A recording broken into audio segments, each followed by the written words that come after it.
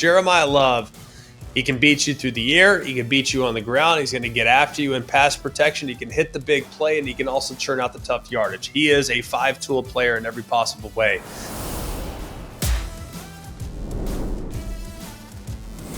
Hello and welcome. It is always college football. Today is Cinco de Mayo, the 5th of May, and we appreciate very much those of you that are coming to us from wherever it is you're coming to us from. We are here in the month of May. Things are slowing down on the transfer portal grind. Things are starting to pick up with the excitement and looking ahead to what's coming here in media days 5-6 weeks from now, and then ultimately in fall camp. But right now, what we've done the last couple of years, we've really used May as an opportunity to rank some of our favorite players coming back in college football. If you missed last week's episode, we ranked our top 10 quarterbacks in college football. We had some honorable mentions on there as well.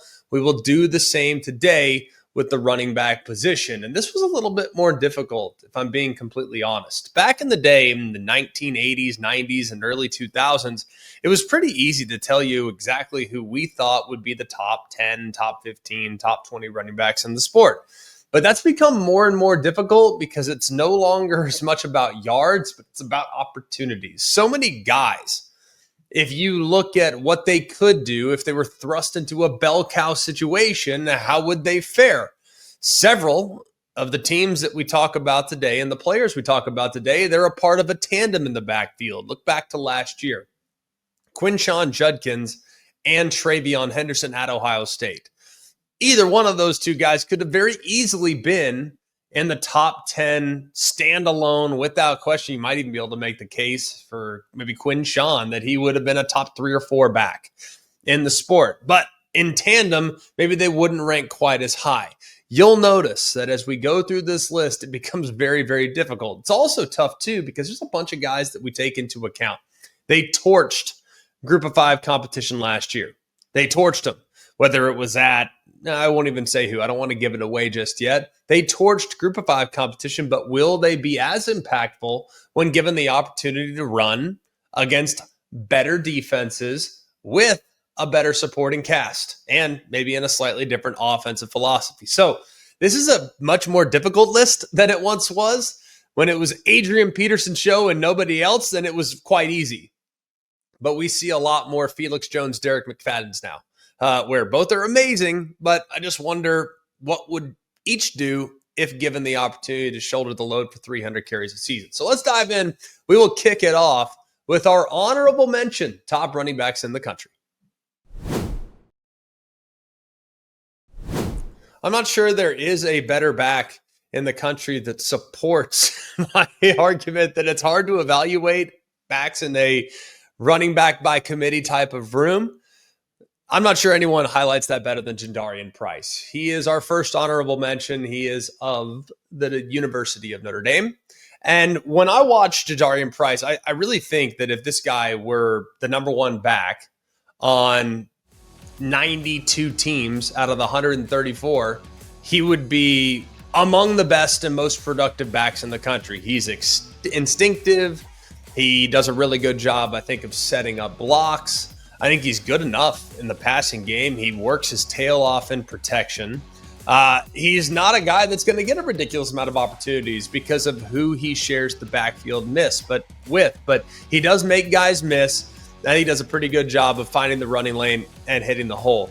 He did not get as many opportunities as Jeremiyah Love. He had just 120 carries, but that's a tandem that is among the best in the entire country. And if Jadarian Price were ever given the opportunities to carry it, 240 times, what would his numbers look like? Because he went for nearly 750 a year ago. I think this is a young man who's very, very solid, very, very strong, and could be one of the best backs in the country if he got a little bit more opportunities. We'll go next to Jaydn Ott of West Virginia. Part of what I'm really bullish on with Jaydn Ott, and he was this close to making our top 10, is the opportunity that he's going to have to run an offense that's going to put running backs in great situations to accumulate great production. Rich Rodriguez, he loves running backs.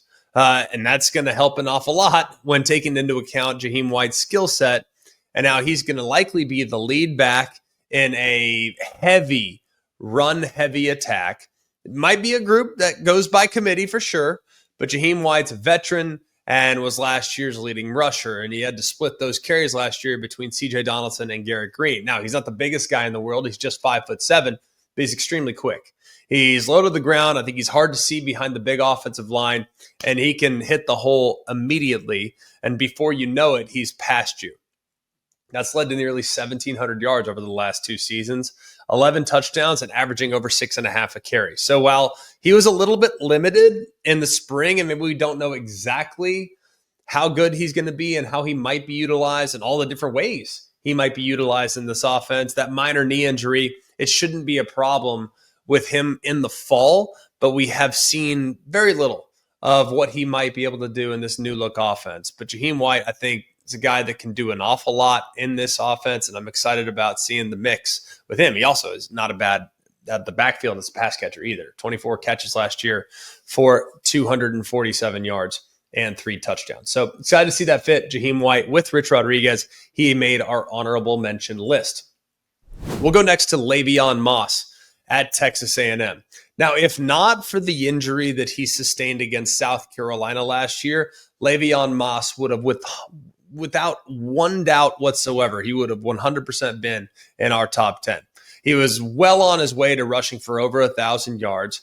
He had already at that point accumulated 760 and 10 touchdowns, averaged 6.5 a carry in the SEC. But what I love most when watching Le'Veon Moss, there is nobody that I saw last year that runs as hard. There is nobody that runs as physical and it finishes runs with as much intensity as Le'Veon Moss. And you watch him, he's running through the hole and defenders are just bouncing off of him. And he runs with good pad level too, but he's one of those guys that likes to initiate the contact, that likes to create violence.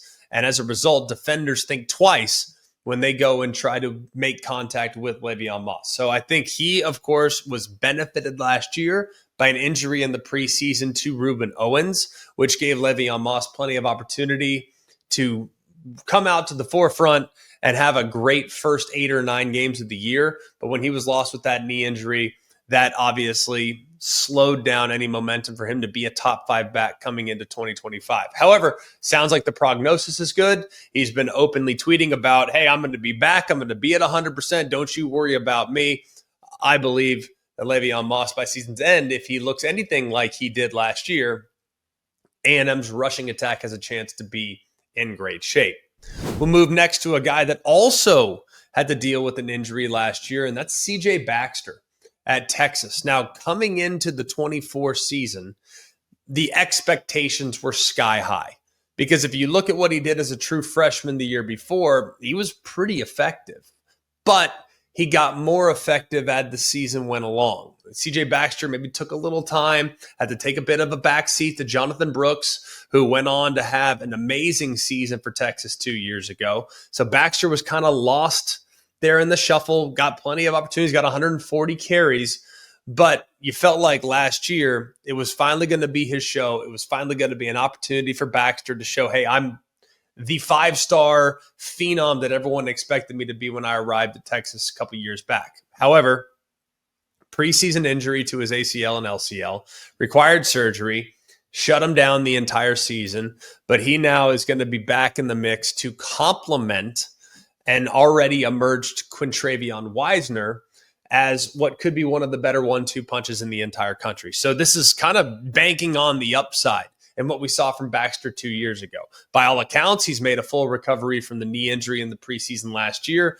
Now it's about cashing in on those expectations, and I happen to believe, based on the buzz and the rumors and the excitement level surrounding his performance in the offseason last year, Baxter is poised for a huge breakthrough.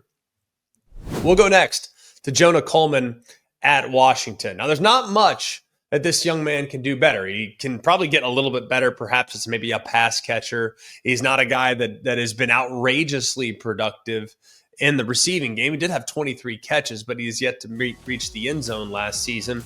But if you look at kind of where he was down the stretch, most of those receptions happened in the first couple games of the year. So if you look at kind of how he can continue to grow, how he can continue to get better, I think that's the last part for Jonah Coleman's development that can make him a 3-down back. We know he has speed. We know he has great strength. We know he's got tremendous vision. This is a guy that is fantastic. I mean, really, really fantastic. And it was nice to see that he decided to come back because I think he could be a top of the draft guy this upcoming year. Now, we'll see exactly where it all goes. This is a guy that can make you miss. He's got some wiggle, and he also does a pretty good job in the open field of showcasing some of that top-end speed. Over 1,000 yards. And according to one particular publication, I had read that he had a 35% missed tackle rate, which is pretty sporty, or at least it sounded like it was. I don't know if it is or not, but pretty impressive. Whoever's charting that, even more impressive. Either way, when I watch him, you don't get him to the ground. First defender doesn't often succeed in bringing him down. So we'll keep an eye on Coleman's continued progress, but don't lose sight of what he could do this year, their second year at Washington in the Big Ten. We'll move next to another Big Ten running back. That's Darius Taylor out of Minnesota. Now, last year, pretty amazing. One of the more well-rounded backs in the entire country, nearly 1,400 yards from scrimmage, had nearly 1,000 rushing, but was most impressive how much he was able to contribute in the passing game, 350 receiving yards, 12 total touchdowns, but he's not eligible yet, so it's a good thing for Minnesota's offense that Darius Taylor does have to return. So I think he's a guy that will continue to get a heavy lift there in Minnesota's offense, and I think if he can just continue to improve, he could be one of the top backs in the sport. Moving on next to one of the most physically impressive running backs in college football, it's Jaydn Ott from Florida, heading into just his sophomore year. So last year he was a true freshman, but his size, speed, power ratio is just extremely rare. You're just not used to seeing a guy that's 6'1", 230 pounds, that got much better as the season went along last year. Now, he was not a guy that was expected to be in the mix as often as he was there in the first 2 or 3 games of the year. Thought it was going to be Montrell Johnson, thought it would be maybe a couple other veterans, but they just couldn't keep Jaydn Ott off the field. He had such a great feel for Billy Napier's offense, and his progress and his strong finish have him carrying a lot of momentum into the offseason this year. He was a freshman All-SEC. He actually led the team in rushing yards last year, led the team in rushing touchdowns, and averaged over 5 yards a carry. So he's massive, he's big, he's difficult to bring down, he's extremely strong, and he also is in an offense that I think suits his skill set extremely well. So keep an eye on Jaydn Ott and the progress that could be made here in 2025. Moving on to Baylor's Bryson Washington. Now, there were a bunch of guys down the stretch for Baylor. We already talked about their quarterback a week ago and Sawyer Robertson and how he progressed. But Bryson Washington, if not for Sawyer Robertson's breakthrough there down the stretch, very few people, I think, could possibly overshadow what Washington meant for the Bears down the stretch last year. He's a redshirt freshman. He actually broke Richard Reese's freshman mark for rushing yards, went for over 1,000. He played in only 11 games, which is equally impressive, but had 6 games with 100 or more yards. It's the most games by a freshman over 100 yards in program history. And according to reports, he's added a bunch of weight this offseason. He's gotten stronger. He's gotten more physical. And now he's probably going to be able to avoid, hopefully, knock on wood, the injury bug that plagued him early in the season last year. He had a bit of a lingering hamstring injury, had to redshirt during his true freshman year, left the Texas Bowl game against LSU early as a result of that injury. So hopefully that increased muscle mass will allow him to weather the storm of playing high-level college football a little bit better here in his second full season as a college football potential star. So we'll keep an eye on Washington, see how he can grow and see what he can do for Baylor's offense. He finishes off our honorable mention list of top running backs in the country. Okay, finally into the top 10 running backs in college football. A lot of great options here, a ton. But we will start at number 10 with Jaydn Ott, formerly of Cal, currently of Oklahoma. Now, we talked a little bit about this type of player when we did our quarterback list last week. And I think most people are a little bit more familiar with quarterback play. So I think if I were to ask the random person on the street, hey, what'd you make of Carson Beck's performance in 24 compared to 2023? I think most people would know, well, yeah, he kind of regressed from where he was in 23 to where he was in 24. Well, guess what? Jaydn Ott is kind of the Carson Beck of the running back spot. Now, part of that was the injuries. He just wasn't at any point last year very healthy. And as a result, the stats were down overall. The overall usage was down an awful lot. But if you look at what Jaydn Ott was in 2023 and previous to or prior to 2023, the guy was one of the top backs in the country. I mean, preseason All-American candidacy, preseason All-Pac-12, Pac-12 Player of the Year conversation. Like, he's that kind of guy. Of course, played in the ACC last year, and it just never really materialized for him on a Cal offense that had some ups and downs throughout the season. But he is still, I think, big time. Just like Carson Beck, I am choosing to look at Jaydn Ott through the entire prism of what he's accomplished. Still, even though 24 wasn't ideal, I think if you look collectively over the course of his career, he's fantastic.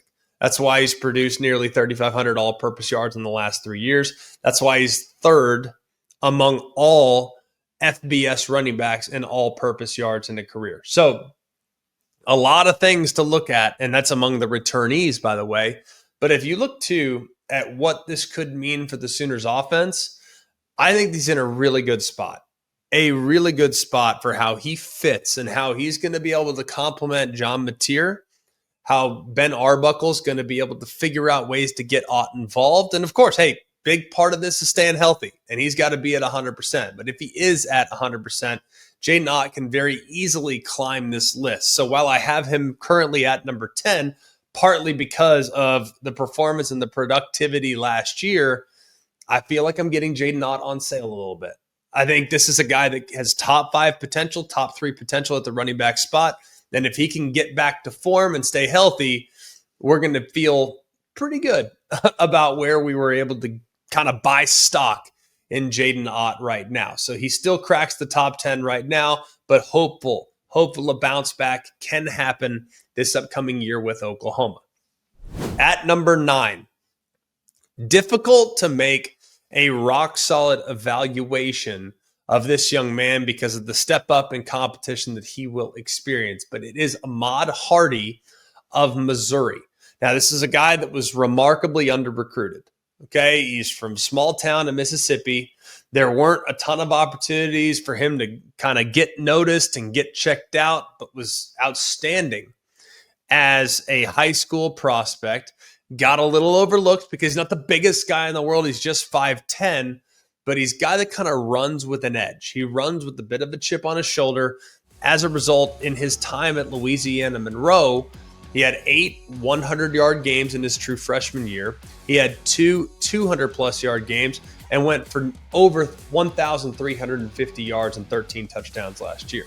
Once you kind of move beyond the initial stat profile, you realize just how hard this guy is to bring down and how many missed tackles he's able to create, how often he continued to churn for yards after contact. He was among the most productive backs in the country when it came to yards after contact. And as far as the amount of guys that had missed tackles last year, only Ashton Genty at Boise State and Cam Scattaboo had more. They also played more games than Ahmad Hardy did. So he's one of just 7 running backs in the country to end the year with over 1,000 yards after contact. The other thing that you have to love about Ahmad Hardy is the offense that he's going to play in.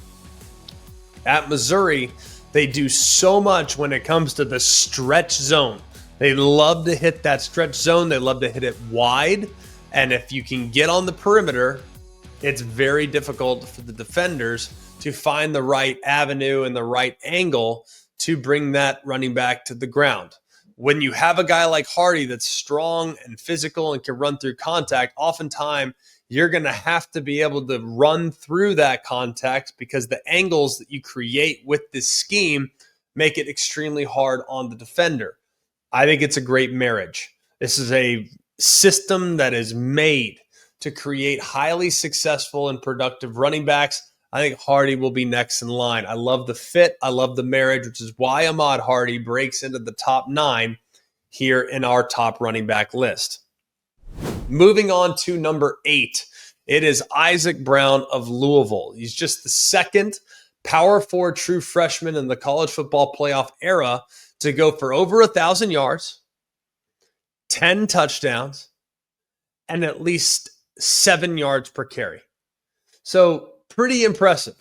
Just the second Power 4 true freshman to go for 1,000 plus, 10 plus, and over 7 yards per carry. All right, total numbers for him last year were 1,173 rushing yards, 11 touchdowns, and 7.1 per. That's cooking. There's only one other player that done that, and that's Nick Chubb, who had just a ridiculous 2014 season. Now, Chubb, of course, in that offense, it was very run heavy.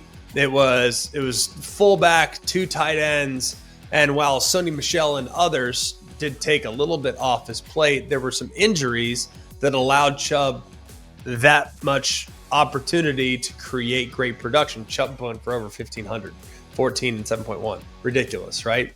This was a Louisville offense that was really, really good, but they only rushed for 185 yards a game. So it's not like Louisville is a team that's going to average 300 on the ground. Isaac Brown was kind of there to complement a passing attack and to create balance for Jeff Brom and his offense. Now, one thing I'll be really curious to see is how much stronger will he get? Like we know he's going to continue to be able to create great speed. I know he's going to be able to break off a lot of big plays, but will he be able to continue to strengthen his lower body? Will he be able to be a little bit better in pass protection? Are those areas of growth that can help make him a more well-rounded back? I think those are clearly focus points. If you listen to the coaching staff and you listen to the people that surround Louisville's program, those are the coaching points right now. But now it's about putting it into action, and I'm super confident that Brown will be able to do just that here in 2025 as a true sophomore.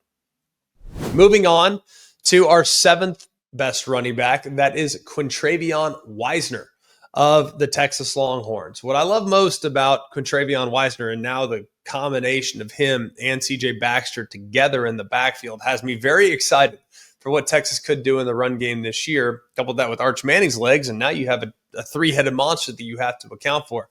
But I like Quintrevion Wisner. He hasn't been given anything. And this is a young man that started his career in special teams. He was great as a true freshman in special teams. I think you look at the running back and you wonder exactly how he was going to fit in last year. You had CJ Baxter. You had Jaydn Blue. Those two guys were ahead of Wisner in the running back room, but Wisner just kept his head down and kept working and kept working and kept working. Well, Baxter gets hurt in the preseason. Jaydn Blue early in the season was struggling putting the ball on the deck, so ball security was a bit of an issue, which means Wisner finally gets his chance. And sure enough, it was an outstanding season nonetheless. If you look at the game against A&M, that's where he kind of catapulted into becoming a household name outside of Austin, Texas. Everyone in Austin knew who he was. But I think once you watch that A&M game and you watch 33 carries for over 200 all-purpose yards, a grinded-out win on the road in College Station, that to me, I think, was the game where it's like, all right, this guy's the real deal. Really, really impressive. He had over 207 carries, or he had 207 carries in 12 games between the SEC slate and the postseason.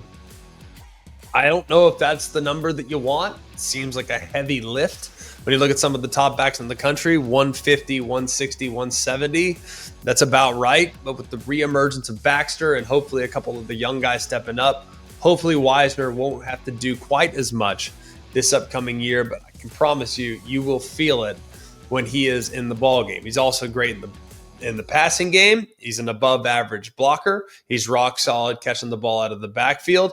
Love how they utilize him on screens. I also love how they can motion him out of the backfield and line him up as a traditional wide receiver. So I think Wisner's versatility makes him really intriguing. Couple that with Steve Sarkisian's creativity as a play caller, and Wisner's going to have ample opportunities to continue to hone in on beating the defense in a bunch of different ways. Moving next To running back number 6 on our top 10 list is Jamal Haynes of Georgia Tech. Now, the first thing that jumps out anytime you watch Georgia Tech, almost regardless of the position, is just speed. They have so much speed at so many different positions, whether it's Eric Singleton at wide receiver, Rutherford at wide receiver, Jamal Haynes at running back, Haynes King at quarterback. They can run, and they create a lot of problems for the opposing defense because every single one of those aforementioned guys has home run hitting potential. Now, Singleton is no longer there, but Haynes, King, and Rutherford are all still rocking and rolling for the Rambling Wreck. And if you look at what Haynes has accomplished already, he's got over 2,000 rushing yards. He's also had some incredible moments that have been super memorable for this Georgia Tech football team. You got that 68-yard touchdown run against North Carolina that secured the win with about 15 or 20 seconds left. You also look, too, at how often this offense creates space for the running backs. And now, wow, hey, yards before contact as a runner is highly advantageous, right? But when you combine the yards before contact with the top end speed, and by the time Haynes gets touched for the first time, he's already at full speed, that's a pretty great place to be in. And Haynes, I think, in his offensive line and the system they use, they really put Haynes in position to be very, very successful. I also think, too, his ability to accelerate. I mean, the guy is through the hole in an instant, just in an instant, and it's been highly, highly impressive to see exactly how this offense has been built around their playmakers at running back, quarterback, and at wide receiver. He was a little banged up from time to time last year, but he certainly has the juice to be among the best backs in the ACC when he's at 100%, and he can always be a threat to take it the distance from the 1 yard line to the plus 1 yard line. He can get the job done. And if you give him just a seam, just a tiny seam, and he hits it with speed, he could always be out the gate. So Jamal Haynes rounds out our top 6 here in our top 10 running back list. And at number 5, one of my favorite backs in the entire country, I think he's highly underrated. That's Desmond Reid at Pitt. Now, if you look at Pitt's offense in the first 6 or 7 games, it was pretty dang good. I mean, they had a healthy Eli Holstein. Desmond Reid was rocking and rolling. Everything looked really good for them. The offensive line, yeah, sure, they had a couple issues, but for the most part, Pitt was playing good football. It all came to a crashing halt there around the midseason point. And yeah, it wasn't great down the stretch, but Reid from start to finish is pretty impressive. Now, this young man has got a great story. He started his career at Western Carolina, transferred to Pitt. He went with his offensive coordinator, Cade Bell, who was with him at WCU in 22 and 23. And I think a lot of people wondered, when Desmond Reid transferred up to the highest level of the sport, would he be big enough? He's 5'8", 175 pounds. Would he be big enough to weather the storm that you got to deal with when you are playing against Power 5 competition on a week-in, week-out basis? Well, not only was he incredible, but he beat you in so many different ways. This guy ran for nearly 1,000 yards. He also caught 52 passes for 579 yards and another 4 scores through the air. So this guy's got 9 touchdowns overall, but his all-purpose production was amazing. Top 6 in all of college football with nearly 155 yards a game. Like I said, at 5'8", 175, pretty impressive. I think he's only going to get bigger. He's only going to get stronger. Another offseason with Power 4 resources. He's going to be in a really good spot to continue to succeed. The guy's just a great football player. I mean, he's just awesome. And he can beat you at routes out of the backfield. He can be a slot receiver. He's obviously great if you just hand it to him and let him do work between the tackles. This guy is just a really well-rounded football player that I don't think gets nearly enough attention, doesn't get nearly enough credit, but pound for pound, he's one of the best football players in the entire country. So Desmond Reid makes our top 5. Moving next to our top 4. And I almost feel somewhat compelled to do number 4 and number 3 all together. Why? Because they're in the same backfield together. They're tandem. At number 4, I have Nick Singleton of Penn State. At number 3, I have Kaytron Allen of Penn State. Now, that's flipped for most people. Most people have Singleton ahead of Allen. I actually like it the other way around. I think Allen at 3, Singleton at 4 makes a little more sense for me, and it is by no means a slight towards Nick Singleton. Here's what I love most about watching Nick. When the hole is there and he hits it at 100 miles an hour, it's different. Like, that game-breaking speed is different. You don't see it. You just don't see it very often. You don't see a guy when he takes the ball and the line blocks and does their job and the hole's there where it's supposed to be. I don't think there's a guy in college football that I am more confident in hitting that hole and taking it the distance, outside of maybe my number 1 overall guy. But Singleton, when things are perfect, is amazing. And things, by the way, have been perfect an awful lot. He's been outrageously successful. I mean, the guy's within striking distance of the Penn State all-time leading rusher. The guy could, if he has a big year this upcoming year, could be a career 4,000-yard back. It's within the realm of possibility, and the fact that he decided to return alongside Kaytron Allen, to me, makes a ton of sense. Now, Singleton, like I said, probably a little pass catcher, a little better pass catcher than Kaytron Allen, and better top-end speed, for sure. But there's something about the way that Kaytron Allen grinds down the opposition that I have great admiration for. Like, Nick Singleton, shot out of a cannon, as fast, as explosive as any back in college football. Kaytron Allen, if I have to get 1 yard, that's my guy. Like, if I have to pick one up and I need to have it, and I got to mow through a linebacker that's in the hole, I believe, and I have great confidence that Kaytron Allen can be that guy. The guy had a great year last year, over 1,100 yards. He's only 123 yards away from 3,000 career yards. This is a patient and powerful runner. Yes, he runs through tackles, and no, he is not as explosive. And I frankly don't think that defensive coordinators are scared to death as often when Kaytron Allen has the ball as when Nick Singleton runs the ball. But I appreciate very much Kaytron Allen's patience and his ability to improvise if the initial hole isn't there. He knows how to hesitate. He knows how to cut it back. He knows how to allow the hole to uncover before he hits it. He knows how to run through initial contact. I think Kaytron Allen's an outstanding back. I think Singleton is too.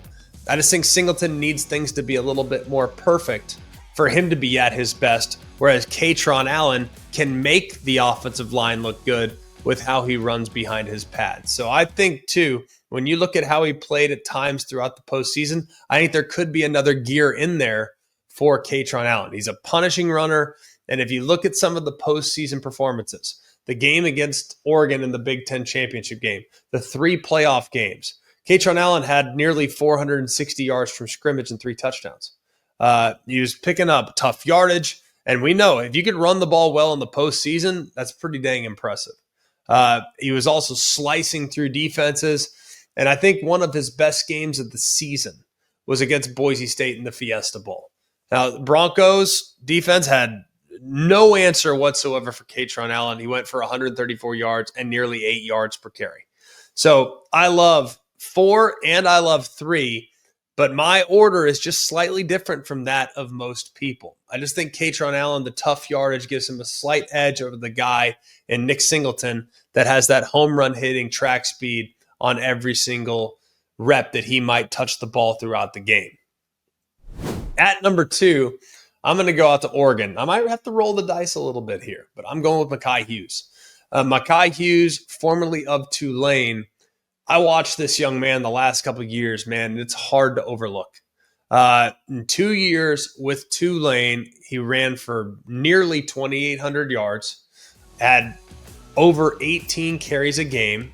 He had 22 touchdowns and averaged nearly 5.5 yards per carry. He was the AAC Rookie of the Year. He was a first-team All-AAC. And now with Jordan James being gone to the NFL, the Ducks went and evaluated the running back spot. And by the way, the running back position overall, there was an awful lot of backs in the portal. An awful lot. And if you know anything about Oregon, you know that they can go and get, or at least try to get, whoever they want. they went and got Makhi Hughes. Like that was their focus, which tells me they viewed him as the best back in the portal because they're going to swing and try to go after some of the best, regardless of the position. And I think it's hard to disagree with what they saw. Because when you watch him, he's crazy physical. He's extremely good when it comes to breaking tackles. He's got really solid contact balance. He's not a guy that is necessarily, I want to make a living in pass pro, but I think he works his tail off in pass pro. I think he has solid and a willingness to kind of elevate his play and do whatever's asked of him, regardless of what it takes to be successful. So I think Makhi Hughes is kind of the perfect blend of what we've seen from Bucky Irving and Jordan James the last couple of years at Oregon. I think he's got some shiftiness like we saw from Irving, but he's got some of the power that we saw from James. And if you look at kind of how they might use him in combination with Whittington, I think this could be an excellent backfield tandem, but I'd be surprised if Makhi Hughes doesn't get a lion's share of these carries. I think his game will translate greatly to the Big Ten. And in that offense, I think he's got a chance to showcase a lot of versatility that we might not have known about in his time at Tulane. So very excited about this young man's future and very excited to see what he's going to do in an offense that should have a lot of firepower around him. Finally, last but certainly not least, the best running back in college football should come really as no surprise. Anyone that's watched any of the games I've called, and a handful of those games happen to involve this young man's team, you could tell that I love this kid. It's Jeremiyah Love at Notre Dame. He's gotten tons of attention already. And if you look at Jeremiyah Love, I think what I'm most impressed with when it comes to Love, that really throughout the last 4 or 5 games of the year, he wasn't at 100%. He was a guy that was battling a knee injury, that was wearing a knee brace and would take it off because the knee brace was uncomfortable, but he just refused to come out of the game. There were times when we thought he'd be limited, and he played. There were times that we thought he'd look a little bit slower than he might have in the regular season, and he got faster. There were so many times this year in which he kind of defied my expectations. And I think there is no better example of what Jeremiyah Love's capable of than that 1-yard touchdown run in which he would not be denied under any circumstances against Penn State, where it looked like he was going to be stopped 3 or 4 different times behind the line of scrimmage. And he kept churning, and eventually put his arms out over the goal line to score the touchdown against about 4 Nittany Lion defenders. That is an example of what Jeremiyah Love is capable of. Not only the tough yardage that he showcased there, but the outstanding speed that we saw against Indiana. He goes for a 98-yard touchdown to the left-hand side. And I think if you look at kind of where things are, if not for Ashton Genty last year, who was kind of in a league of his own from a numbers standpoint, I think Jeremiyah Love is well positioned this year to challenge for Heisman Trophy consideration. If you look at what he did from start to finish, whether it was against A&M and how he had that 21-yard game-securing touchdown, over 100 yards against Purdue, Navy, Virginia, and Army. You look at the performance against Indiana with the 98-yard touchdown run that showed just how explosive he was. I mean, very few guys are a threat for a huge play as much as Jeremiyah Love. He had 9 touchdowns of more than 20 yards. 8 of those touchdowns went for over 30 yards. And he had touchdown runs of 98, 76, 68, and 64 this past season. All of that combining to account for nearly 7 yards per carry. So Jeremiyah Love, he can beat you through the air. He can beat you on the ground. He's going to get after you in pass protection. He can hit the big play, and he can also churn out the tough yardage. He is a 5-tool player in every possible way. And he is the best back in the country coming into the 25 season.